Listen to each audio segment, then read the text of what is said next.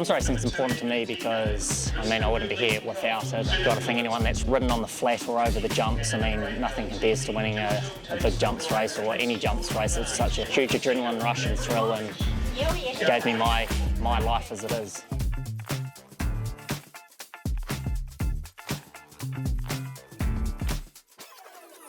I guess my introduction to racing was Sue Thompson. We used to go there, keep our ponies at her place as kids, and we used to sing out and want to go to the track with them and that, and we used to grab the track saddles out of the truck and got home and put them on the ponies and burn around the paddock, and it all sort of went from there, and started writing work for Sue and making Guy Larry and Grant Cullen before school. From there, I guess my best mate was Mick D, and he started his apprenticeship at Kevin Myers, and what better way to try and get in there, so I asked him for a job and he was good enough to take me on, and sort of things progressed from there. And when I first went there, there's probably 50 or 60 jumpers, and we were jumping every day, different truckloads going to the track 3 or 4 times a week, riding horse after horse, and you had one jump to sort of get a feel for them, and off you went. And what better way to start than being chucked in the deep end. I think I was there only a few days, went to the first jump trials, and he wanted to watch me ride one and race first and do everything right before he'd put me on. And I remember coming home after elusive, it was my first ride. Got home about 11 or 12 at night, and he was waiting in the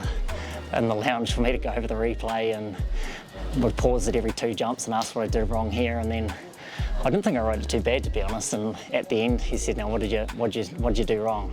And I didn't know what to say, and then he said nothing.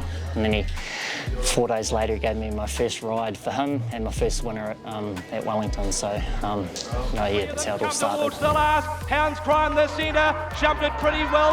Venerate looking to fight on, and Wilbur out wider. It's Hounds Cry in front, and Hounds Cry is going to win the hurdle by a length on Venerate. Shaun Fannin, he's pretty happy with that. The biggest highlights would be definitely winning the premiership on numerous occasions. I've been very grateful for that and all the support that you get that it takes to win that. And look, obviously the pinnacle is the Great Northern Steeplechase or any of the Grand Nationals. They've been the highlights of the jumping calendar, and I've been very fortunate to win the Northern a few times, and the Grand National in association with West Coast. To win that 3 times in a row has never been done before, so that definitely be the highlights for me. Those are memorable moments, and the horses that I rode in those wins definitely hold a special place in my heart.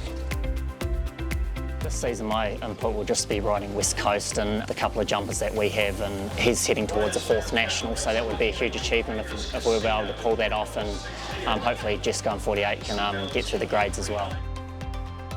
Jumps racing is hugely important to the industry. A lot of the riders involved and the people that are involved with it are in either the amateur ranks or your strappers on race day. They're usually riding the younger ones coming through, whether it's braking or the pre-trainers or things like that. There's a huge involvement in jumps racing and behind the scenes, and the work that goes into having a jumper. It's a lot of work, and the people that are involved with it probably deeply involved with the horse themselves to get them to that stage. So it's got a huge part in the industry for sure.